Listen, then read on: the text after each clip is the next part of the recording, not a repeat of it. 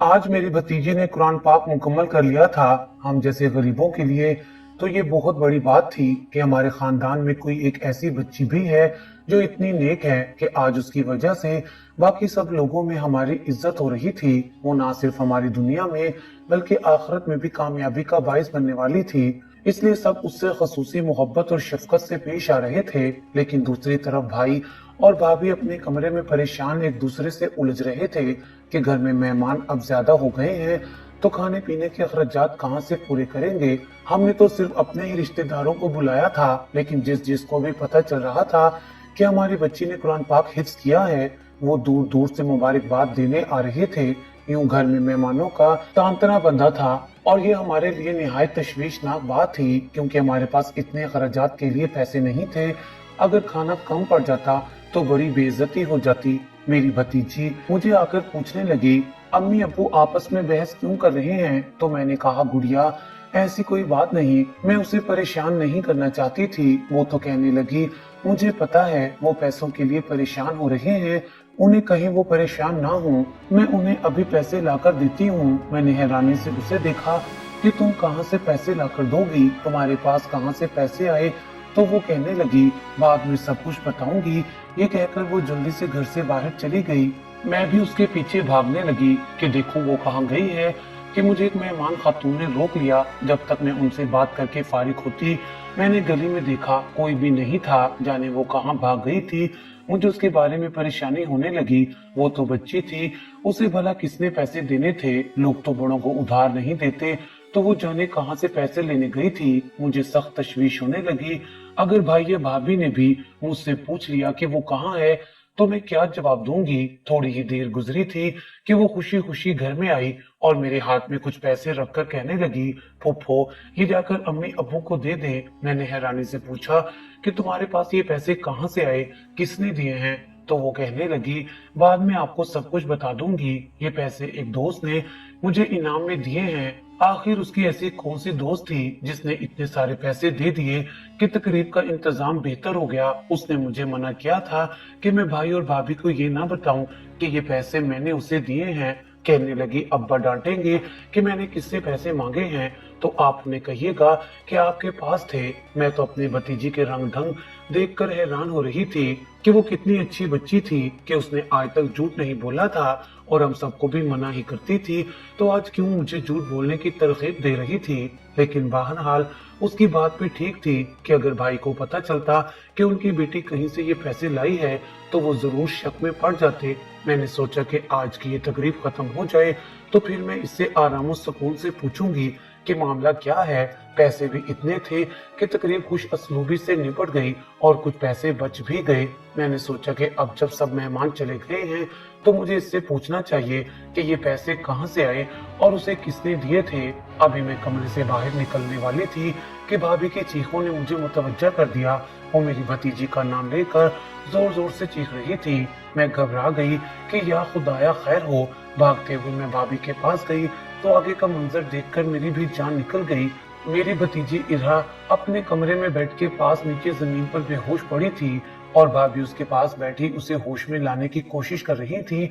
मैंने पूछा, भाभी इसे क्या हुआ? तो कहने लगी कि मुझे नहीं पता इसे क्या हुआ था और कैसे हुआ। मैं तो अभी इससे खाना पूछने के लिए कमरे में आई तो देखा ये जमीन पर पड़ी हुई है। देखो ये बात भी नहीं सुन रही। मेरी बच्ची को जरूर किसी की नजर लग गई है। भाई भी थोड़ी देर पहले ही किसी काम से घर से बाहर निकले थे और हम दोनों औरतें घबरा गईं कि अब क्या करें। अचानक भाभी मुझे कहने लगी कि मोहल्ले से वो नर्स शकीला को बुला लाओ, उसे कहो कि आकर मेरी बेटी को देखे इससे क्या हुआ है। मैं जल्दी से भागकर उस नर्स को बुला लाई। उसने आकर मेरी भतीजी इरा के चेहरे पर पानी छिड़का, एक दो इंजेक्शन लगाए तो थोड़ी ही देर में वो होश में आ गई। हम दोनों तो उसे देखकर ही बेबस से होने लगे थे और आधी जान निकल गई थी कि एकदम से इसे क्या हो गया। सुबह तक तो वो हशाश पशार ठीक ठाक थी, अब एकदम से ही वो निचड़ गई थी जैसे सदियों की मरीज हो। सच्चे नजर वाकई में ही बरहक की होती है। नर्स ने भी यही कहा था कि घबराने वाली कोई बात नहीं है, आप इसका सदका वगैरह दे, ये ठीक हो जाएगी। भाभी ने अपने पास जितने पैसे थे उसमें से आधे पैसे सदके में दे दिए और फिर अपनी बेटी के लिए बाहर से फल वगैरह लेने चली गई।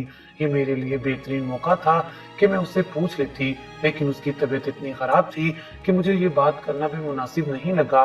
मैं उसके पास बैठकर उसका सर दबाने लगी। वो गनुदगी में जा रही थी और मैं उसकी ये हालत देखकर बहुत परेशान हो रही थी कि एकदम से ही इसे क्या हो गया है। वो मेरे भाई और भाभी की इकलौती बेटी थी और हम सबकी जान उसी में बसती थी। मैं और भाई बस हम दो ही अम्मी अब्बा की औलादे थी। भाई मुझसे 10 साल बड़ा था और वो भी मुझसे बहुत प्यार करता था। उसने अपनी बेटी की तरह ही मुझे पाला था और मेरी हर ख्वाहिश पूरी की थी। जब भाई की शादी का वक्त आया तो उसने अपनी बीवी से साफ साफ कह दिया कि ये मेरी छोटी बहन नहीं बल्कि मेरी बेटी ही है। तुम्हें भी इसका मेरी तरह ही ख्याल रखना होगा। और मेरी किस्मत अच्छी थी कि मेरी भाभी वैसे ही थी जैसे मैं चाहती थी। उसने माँ की तरह मेरा ख्याल रखा। शादी को 2 साल गुजर गए थे और अभी तक भाई और भाभी के यहाँ औलाद पैदा नहीं हुई थी और मेरे माँ बाप को अपने पोते पोतियां देखने की बहुत तमन्ना थी। अम्मा कहती थी कि अगर मेरी पोती हुई तो मैं उसका नाम इरा रखूंगी और अब्बा कहते थे कि अगर पोता हुआ तो मैं उसका नाम बिलाल रखूंगा। हर वक्त बस हमारे घर में बच्चों की ही बातें होती रहती थी और मैं अम्मी अब्बा को मना करती कि ऐसी बातें मत किया करें, भाभी का दिल दुखेगा। जब उनको औलाद होनी हुई तो हो जाएगी। एक दिन अब्बा भाभी से कहने लगे कि बेटा तेरे घर जब भी औलाद होगी तो उनमें से किसी एक को हाफिज कुरान जरूर बनाना। भाई और भाभी ने अम्मा अब्बा से वादा कर लिया, लेकिन हम क्या जानते थे कि अम्मी अब्बा ये वादा क्यों कर रहे हैं कि उनकी जिंदगी बहुत थोड़ी रह गई है। पहले अब्बा को हार्ट अटैक हुआ और वो ही दुनिया छोड़कर चले गए और अम्मा उनके जाने के बाद इतनी बीमार रहने लगी कि 5 महीने बाद ही वो भी अब्बा के पास चली गई। मेरी तो दुनिया ही अंधेर हो गई थी। इस सूरत हाल में भाभी ही थी जिन्होंने मुझे सहारा दिया और इसी दौरान भाभी उम्मीद से भी हो गई। ये खबर जैसे तपते सहरा में बारिश की मानित थी कि हमारे घर में अम्मा अब्बा के जाने से जो उदासी हो गई थी वो यकीनन भाई की औलाद आने से खत्म हो जाती। मैंने उन दिनों भाभी का बहुत ख्याल रखा और जब भाभी के यहाँ पहली बेटी ने जन्म लिया तो अम्मा की ख्वाहिश के मुताबिक उसका नाम इरा रखा गया। वो एक बहुत ही प्यारी और ज़हीन बच्ची थी। बचपन ही से ये हर क्लास में अव्वल आती रही थी और हम खुश थे कि इसी को हाफिज कुरान बनाएंगे क्योंकि ये बहुत ज़हीन है।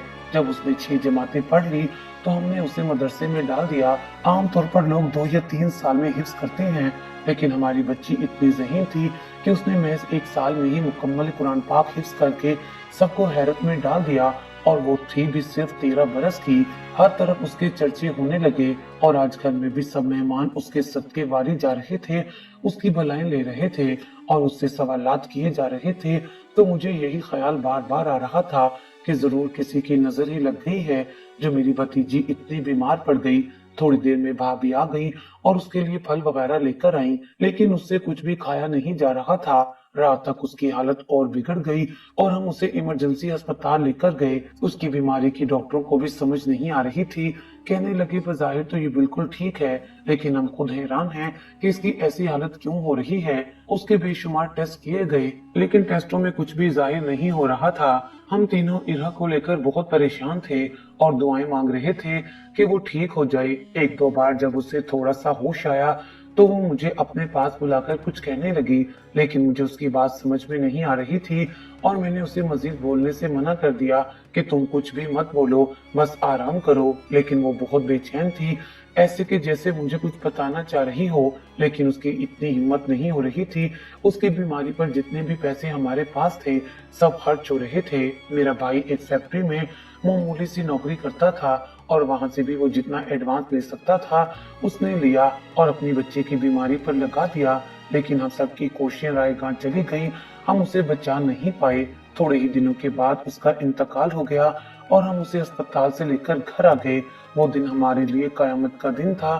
खुदा ऐसी आजमाइश किसी पर भी ना लाए कि घर में मैयत पड़ी हो और कफन दफन के लिए घर वालों के पास एक भी रुपया ना हो।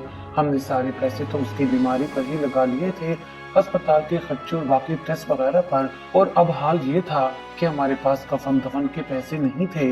इतनी हिम्मत नहीं हो रही थी कि रिश्तेदारों को फोन करके ही इत्तला कर देते। अब इसी परेशानी में थे कि पड़ोसन नर्स चली आई। परेशानी का सबब पूछा तो जब उसे पता चला तो कहने लगी, मेरे पास आप लोगों की परेशानी का एक हल है। हमने बेचैनी से पूछा क्या, तो कहने लगी कि अपनी बेटी की लाश को एक दिन के लिए हमारे अस्पताल में जमा करा दो, तुम लोगों को बेटी के कफन दफन के साथ लाखों रुपए मिलेंगे।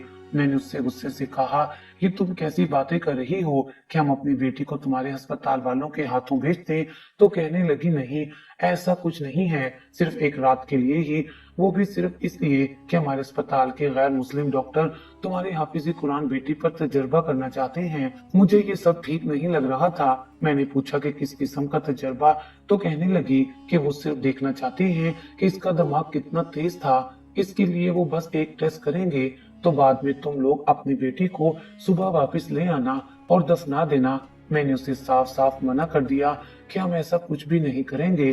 तो भाभी मुझे कहने लगी कि तुम हो कौन, मेरी बेटी की जिंदगी और मौत का फैसला करने वाली? मैं उसकी माँ हूँ और मुझे ये सौदा मंजूर है। मैंने हक्का बक्का होकर भाभी को देखा कि उसने मुझे आज तक ये बात नहीं कही थी कि मैं उसकी बेटी के मामले में क्यों बोलती हूँ, तो फिर आज ऐसा क्यों? भाभी मुझे एक तरफ ले गई और कहने लगी कि हमारा फायदा इसी में है कि हम इसकी बात मान ले। मैंने वजह पूछी तो भाभी कहने लगी कि मैं चाहती हूँ कि मेरी बेटी की तदफीन निहायत शानदार हो। मेरी बेटी हाफिज कुरान थी, उसका इतना हक तो बनता है कि उसके शान शान उसके कफन दफन का बंदोबस्त किया जा सके। मैंने परेशानी से कहा, लेकिन भाभी वो अस्पताल वाले जाने हमारी बच्ची के साथ क्या करेंगे? तो भाभी रोते हुए कहने लगी, क्या ही कर लेंगे, अब तो मेरी बेटी मर गई है, अब उसके साथ क्या हो सकता है? तुम बस चुप रहो, हमारे पास इसके अलावा और कोई हल नहीं है। भाई भी नहीं मान रहा था, लेकिन भाभी ने उससे भी मना लिया और हमें अपने इरहा उस नर्स के हवाले करनी पड़ी। भाई उसे खुद उसी अस्पताल छोड़कर आया था जहां से उसकी मैयत आई थी। नर्स ने सिर्फ एक रात का वादा किया था और वो रात हम तीनों ने बड़ी मुश्किल से जागते हुए गुजारी। हम तीनों ही इरहा को याद कर करके रो रहे थे और उसकी बचपन से लेकर अब तक की बातें याद कर रहे थे कि अचानक मुझे याद आया कि उसने मुझे बताना था कि अपने हिफ्ज की तकरीब वाले दिन वो पैसे कहाँ से लेकर आई थी, और शायद बाद में भी जब वो बिस्तरे मर्ग पर पड़ी थी तो यही बात बताने के लिए मुझे बार बार अपने पास बुला रही थी। लेकिन मौत ने उसे इतनी मोहलत नहीं दी। काश वो मुझे बता देती तो मैं कुछ भी करके जिससे उसने पैसे लिए थे उसे वापस कर देती, ताकि मेरी भतीजी के सर पर कोई कर्ज तो ना रहता। जैसे ही रात गुजरी और सुबह हुई तो हम सब जल्दी से अस्पताल भागे कि अपनी बच्ची की मैयत ले सके, लेकिन हम हैरान रह गए कि वहां पर तो रश लगा हुआ था। भाई ने एक आदमी को पूछा कि यहाँ पर इतने लोग क्यों इकट्ठे हैं, तो वो कहने लगा कि अस्पताल में आग लग गई है। ये सुनते ही हमारी तो जान निकल गई। फौरन उस कमरे की तरफ भागे जिसमें बच्ची को रखा था, लेकिन ये देखकर तो हम काम कर ही रह गए कि आग उसी कमरे में लगी हुई थी जिसमें हमारी बच्ची थी। भाभी चीखने लगी और उनको दौरे पड़ने लगे। भाई भी आगे बढ़कर उस कमरे में जाने लगे, लेकिन उन्हें सिक्योरिटी ने रोक लिया। कुछ पता नहीं था कि आग वहां पर कैसे लगी और किसने लगाई। कमरे के अंदर जो कुछ भी था वो जलकर राख हो गया था।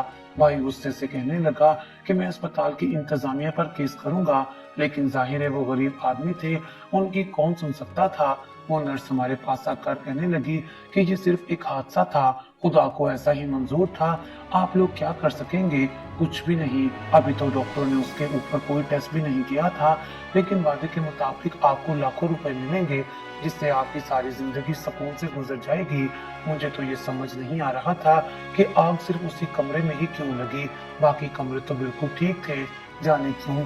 लेकिन मुझे ये बात शक में मुब्तला कर रही थी कि जिस कमरे में मेरी इरा की मैयत थी सिर्फ वहीं पर यह हादसा हुआ, और कहीं भी तो हो सकता था, लेकिन होने को कौन टाल सकता था। वो तो पहले इस दुनिया में नहीं रही थी, अब उसकी मैयत भी दफनाने के हम काबिल नहीं थे। हमने सबको यही कहा था कि वो अस्पताल में जेरे इलाज थी कि उसी कमरे में आग लग गई जिसमें हमारी इरा चली गई। डॉक्टरों की तरफ से मिले पैसों से भाभी ने आखिरी रस्मात बहुत शान से अदा की। हालांकि मैं नहीं चाहती थी कि हम अपनी बच्ची के बदले में पैसे वसूल करें, लेकिन कहते हैं ना कि पैसा इस दुनिया की सबसे बड़ी हकीकत है, तो ऐसा ही था। अब इन्हीं पैसों से हमारे घर का चूल्हा जलने लगा था, क्योंकि भाई को तो उनकी फैक्ट्री वालों ने काम से निकाल दिया था, और अब जब तक उसे कोई नया काम नहीं मिलता तो हम उन्हीं पैसों से गुजारा करने पर मजबूर थे, वरना मर जाते। मैं अभी घर के हालात को देख रही थी और सोच रही थी कि मुझे भी कोई नौकरी कर लेनी चाहिए। अगरचे मुझे पढ़ाई का बिल्कुल भी शौक नहीं था और मैंने इंटर के बाद पढ़ाई छोड़ दी थी, लेकिन अब मुझे एहसास हो रहा था कि काश मैं थोड़ा और पढ़ लेती तो आज इस मुसीबत और मुश्किल वक्त में अपने भाई का सहारा तो बन जाती। मेरी शुरू से ही पढ़ाई से जान जाती थी और मेरा भाई मुझे ये कहता था कि मैं तो पढ़ लिख नहीं सका, लेकिन तुम तो पढ़ लो, मगर वो भी मुझे मजीद पढ़ने के लिए कायल ना कर सका। और इंटर के बाद मैं घर बैठ गई, ना तो कोई हुनर सीखा और ना ही मेरे पास तालीम थी। और आज मुझे बहुत अफसोस हो रहा था कि मैंने अपनी जिंदगी के इतने कीमती साल बर्बाद कर दिए, वरना कुछ सीखा होता और कुछ पढ़ा होता तो आज अपने घर के हालात बदलने में अपना कुछ किरदार ही अदा कर पाती। अब मुझे कोई अच्छी नौकरी तो मिल नहीं सकती थी, तो मैंने सोचा कि ये सफाई सुथराई का काम ही कहीं मिल जाए तो वो भी कर लूंगी।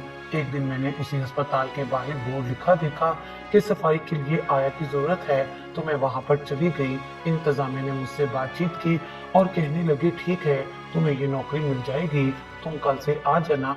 मगर उसी वक्त मैंने देखा कि हमारी पड़ोसन मुझे देखकर वहीं पर आ गई और हैरानी से पूछने लगी कि तुम यहाँ पर क्या कर रही हो।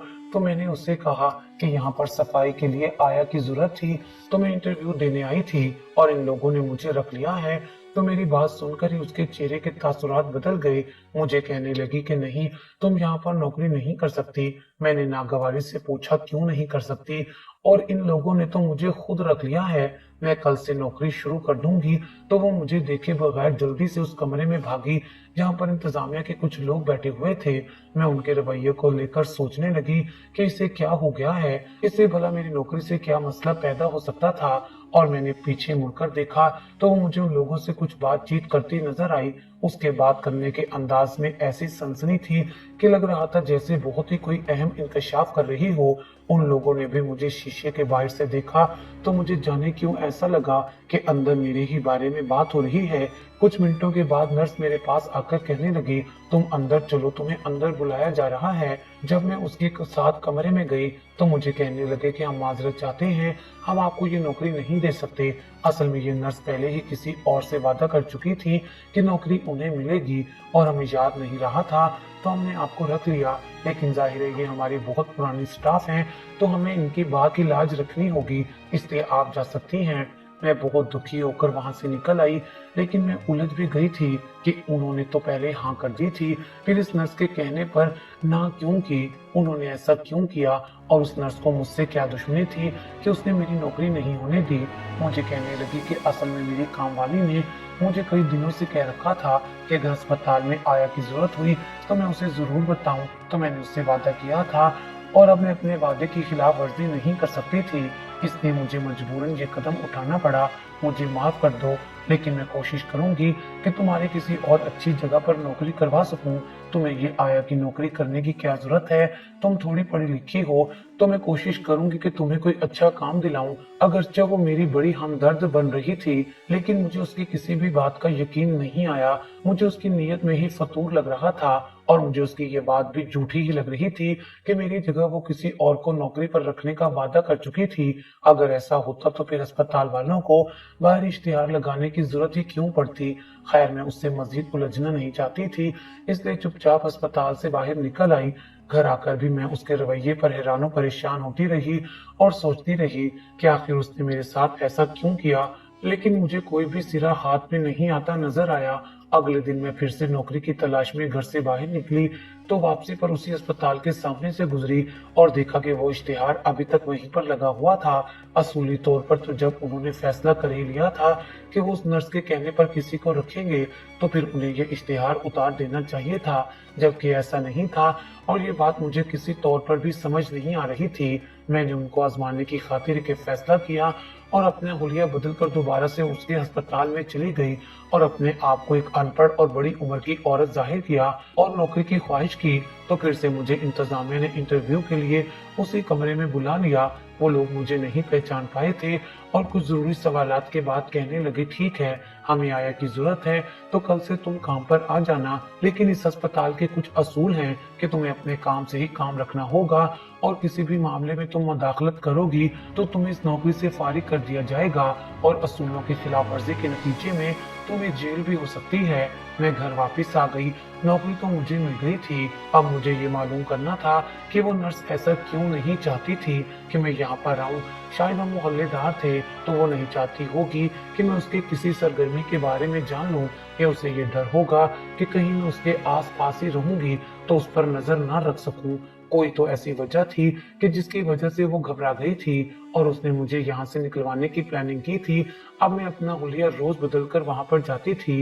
एक दो बार वो भी मेरे सामने से गुजरी, लेकिन उसने मुझे नहीं पहचाना। मैं उस पर नजर रखने लगी तो ये जानकर मुझे बहुत हैरानी हुई कि वो डॉक्टर्स के साथ एक खास कमरे में जाती थी और उन डॉक्टर के साथ ही उस नर्स के अलावा और किसी नर्स को भी अंदर जाने की इजाजत नहीं होती थी, और सिर्फ चंद मखसूस डॉक्टर ही उस कमरे में जाते थे। और वहां पर सफाई वाली भी कोई और ही थी। अस्पताल के किसी अमले को भी उस कमरे में न जाने की इजाजत थी और ना ही इस बारे में कुछ पूछने का हक था जो औरत अंदर सफाई करने जाती थी। एक दो बार मैंने उससे पूछा कि आखिर इस कमरे में ऐसा भी क्या खास है, तो वो कहने लगी, असल में यहाँ पर कुछ खास मरीज होते हैं जिन पर वो डॉक्टर तजर्बा करते हैं, इसी वजह से बाकियों को यहाँ पर जाने की इजाजत नहीं दी जाती। वो इस अस्पताल में चूंकि काफी सालों से काम कर रही थी तो उस पर डॉक्टरों को एतबार था और उस कमरे की सफाई के लिए सिर्फ वो ही अंदर जाती थी। एक बार मैं सफाई कर रही थी तो मेरे सामने से एक स्ट्रेचर गुजरा जिस पर शायद कोई नौजवान मरीजा थी, जिस पर तजर्बे की गर्ज से उसे वो सामने वाले कमरे में ले जाया जा रहा था, लेकिन उसका एक हाथ चादर से बाहर नीचे लटक रहा था। और जब मैंने उसके हाथ को देखा तो एकदम से चौंक गई, क्योंकि उस मरीजा के हाथ के दो अंगूठे थे। मैं ये देखकर इसलिए चौंकी थी क्योंकि मेरी मरहूम भतीजी इरा के हाथ के भी दो अंगूठे थे। पहले मेरे जहन में ख्याल आया कि कहीं ये इरा तो नहीं, लेकिन फिर मैंने खुद को डांटा कि वो भला यहाँ पर कैसे हो सकती है। उसको तो गए हुए भी 2 महीने होने वाले हैं। लेकिन जाने क्यों मेरे अंदर से बार बार यही आवाज उठ रही थी कि मुझे आगे बढ़कर उसके चेहरे से चादर हटाकर देख लेना चाहिए कि आखिर वो है कौन। और शायद मैं ऐसा कर भी लेती, लेकिन उसी वक्त डॉक्टर स्ट्रेचर को लेकर कमरे के अंदर चले गए और दरवाजा बंद हो गया। मेरा दिल बार बार यही कह रहा था कि उस स्ट्रेचर पर मेरी भतीजी ही होगी, लेकिन फिर मैंने ये सोचा कि अगरचे हमने उसकी मैयत अपने हाथों से नहीं दफनाई, लेकिन उसने हमारी नजरों के सामने ही दम तोड़ा था। अब उसके जिंदा होने का सवाल ही पैदा नहीं होता। ये यकीनन कोई और बच्ची थी जिसको देखकर मुझे अपनी भतीजी का वहम हो रहा था। उसी दिन इत्तेफाक ऐसा हुआ कि जो मेरे साथ काम करने वाली मुझे कहने लगी कि मेरी तबीयत बहुत खराब है और डॉक्टर साहब के आने से पहले मुझे इस कमरे की सफाई भी करनी है, तो क्या ये मुमकिन है कि आज तुम मेरी जगह चली जाओ, लेकिन किसी को बताना मत, वरना मेरी नौकरी भी जा सकती है, क्योंकि इस कमरे में मेरे अलावा आज तक कोई नहीं गया। उसने अपने कपड़ों से अपने नाम की चिट मेरे कपड़ों पर लगा दी और मैं अच्छे से खुद को मास्क में कवर करके उसकी जगह उस कमरे में सफाई करने चली गई। वहां पर वो सुबह वाली मरीजा एक मशीन के नीचे लेटी हुई थी और उसके चेहरे पर सफेद रंग की चादर थी। जाने वो जिंदा थी या नहीं, सफाई करते हुए मेरा ध्यान बार बार उसी के ऊपर जा रहा था। इससे पहले कि मैं उसके चेहरे से चादर हटाकर देखती, उसी वक्त डॉक्टर्स के साथ वो नर्स भी अंदर दाखिल हुई। उस मरीजा का मुआयना करने के बाद वो लोग वहां से चले गए और जाते हुए मुझे भी कहने लगे कि तुम भी हमारे साथ चलो, क्योंकि अब हम इस कमरे को ताला लगाने लगे हैं। मैं चुपचाप उनके साथ कमरे से बाहर आ गई। मैंने अपनी साथी औरत से पूछा कि उस कमरे में जो मरीजा है, क्या तुम उसके बारे में जानती हो कि वो कौन है? तो वो कहने लगी, मुझे उसके बारे में नहीं पता, इतना पता है कि कोई बच्ची है, बड़ी ही प्यारी है। जाने किन माँ बाप ने तजर्बात करने के लिए डॉक्टर्स के हाथों अपनी बच्ची को भेज दिया है। बच्ची का सुनकर मेरे दिल को कुछ होने लगा। इसका मतलब था, क्योंकि उस वक्त स्ट्रेचर पर कोई जवान मरीजा नहीं बल्कि कोई बच्ची ही थी। अगले दिन मैंने खुद उसे कहा कि तुम्हारी तबीयत अभी भी कुछ ठीक नहीं लग रही, तो आज मैं ना सिर्फ उस कमरे में बल्कि जहाँ जहाँ तुम्हारी ड्यूटी है हर जगह तुम्हारे हिस्से की सफाई कर दूंगी। तो उसने खुश होकर आज भी अपनी जगह मुझे भेज दिया। मैंने जाते ही उस बच्ची के मुंह से कपड़ा हटाने की कोशिश की तो उसी वक्त दरवाजा खुलने की आवाज आई। मैं जल्दी से मशीनों के नीचे जाकर छुप गई। कुछ डॉक्टर और वही नर्स कमरे के अंदर दाखिल हुए। डॉक्टर उस नर्स को कहने लगा कि इसमें तो कोई शक नहीं कि ये बच्ची गैर मामूली तौर पर जहानत की हामिल है और इसके दिमाग से लिए गए इन जहानत के खुलियों की वजह से हमें बहुत फायदा हुआ है। वो नर्स कहने लगी कि ज़हीन थी, इसलिए तो उसके घर वालों ने उसे कुरान हिफ्ज करने के लिए मदरसे में डाला था। हमारे यहाँ मदारिस में ज्यादातर वही बच्चे जाते हैं जो बहुत ज़हीन हों, वरना आप खुद ही सोचें कि इतनी बड़ी किताब जिसमें 30 पारे हों, क्या वो आसानी से आम लोगों को याद हो सकती है? कभी भी नहीं। ऐसा तो सिर्फ ज़हीन बच्चे ही कर सकते हैं। थोड़ी देर बात करने के बाद वो सब लोग वहां से चले गए। मैं उनकी बातें सुनकर सन्नाटे में आ गई थी। उस नर्स के हाफिज़े कुरान कहने पर मैं चौंक गई थी और उनके कमरे से बाहर जाते ही मैं जल्दी से उस बच्ची के पास गई और एकदम से उसके चेहरे से चादर हटा दी। मेरी शक की बदतरीन तस्दीक हो गई, क्योंकि वहां पर तो मेरी भतीजी इरहा लेटी हुई थी, मशीनों से जकड़ी हुई। वो पहचानी ही नहीं जा रही थी। मैं तो ये देखकर ही खुश हो गई कि वो जिंदा थी और उसे होश में लाने की कोशिश करने लगी। मुझे डर हुआ कि अगर मैंने उसको इन मशीनों से आजाद करने की कोशिश की तो कहीं उसके साथ कुछ बुरा ही ना हो जाए। क्या करना चाहिए था, मैं सोचने लगी। फिर मैंने एक फैसला करते हुए उसी वक्त पुलिस को फोन कर दिया और उनको कहा कि यहाँ पर कुछ गैर मुस्लिम डॉक्टर बच्चों को अगवा करके उन पर तजर्बे करते हैं और मेरी भतीजी भी उन्हीं के कब्जे में है। आधे घंटे के अंदर अंदर ही पुलिस ने आकर छापा मारा तो वहां पर इरा के अलावा कई और बच्चे मिले और वो सबके सब हाफिज़े कुरान बच्चे थे, जिनके घर वालों को यही तासुर दिया गया था कि वो वफात पा चुके हैं और अब वो डॉक्टर उन पर आराम और सुकून से तजर्बात वगैरह कर रहे थे। मजीद तफ्तीश करने पर उस नर्स ने इंकशाफ किया कि वो गैर मुल्की और गैर मुस्लिम डॉक्टरों के साथ मिली हुई थी। उन्हें हमारे मुल्क के ज़हीन तरीन बच्चे चाहिए थे जिन पर वो तजर्बात कर सके, खासकर वो बच्चे जो कुरान पाक हिफ्ज करते थे। उन डॉक्टर्स के नजदीक ऐसे बच्चे गैर मामूली जहानत के हामिल होते हैं और उन्हें वही चाहिए थे और मैं उन्हें ऐसे बच्चे मुहैया करती थी। तुम्हारी भतीजी इरा के बारे में भी मुझे पता चला कि वो कुरान पाक हिफ्ज करती है, तो एक दिन मैंने उसे कुछ पैसे देने की कोशिश की तो उसने मना कर दिया। तो मैंने उसे कहा कि ये तुम्हारा कुरान पाक हिफ्ज करने का इनाम है, जब तुम्हें पैसों की जरूरत हो मुझसे आकर ले जाना। तब तो वो मना करके चली गई थी, लेकिन फिर जब उस दिन तुम लोगों के घर पर तकरीब थी और तुम लोगों के पास पैसे नहीं थे तो वो मेरे पास आई। मुझे कहने लगी, आपने मुझे कहा था कि वो पैसे मेरा इनाम है, तो क्या आप मुझे दे सकती हैं? उसी वक्त मैंने पूरा प्लान बना लिया कि मुझे क्या करना है। मैंने उसे बिठाया और शरबत पिलाया और बहुत सारे पैसे देकर कहा कि मुझे तुमसे कुछ काम है, तो जब तुम्हारी तकरीब खत्म हो जाए तो मेरे घर पर आना। वो मेरा शुक्रिया अदा करने आई तो मैंने उसे इंजेक्शन लगा दिया कि जिसकी वजह से उसकी तबीयत खराब रहने लगी और फिर मेरे ही मशवरे पर तुम लोगों ने उसे उसी अस्पताल में दाखिल करवाया जहां पर हम उसका तजर्बा करना चाहते थे। उन डॉक्टर्स ने जानबूझकर उसे ऐसी हालत में रखा था, तुम लोगों को यही लगता कि अब बस उसके आखिरी दिन करीब हैं। फिर हमने उसे ऐसा इंजेक्शन लगा दिया कि जिसकी वजह से उसके दिल की धड़कन बहुत ही कम हो गई, लेकिन वो जिंदा थी। प्लान के मुताबिक तुम लोगों को कह दिया गया कि उसकी वफात हो गई है।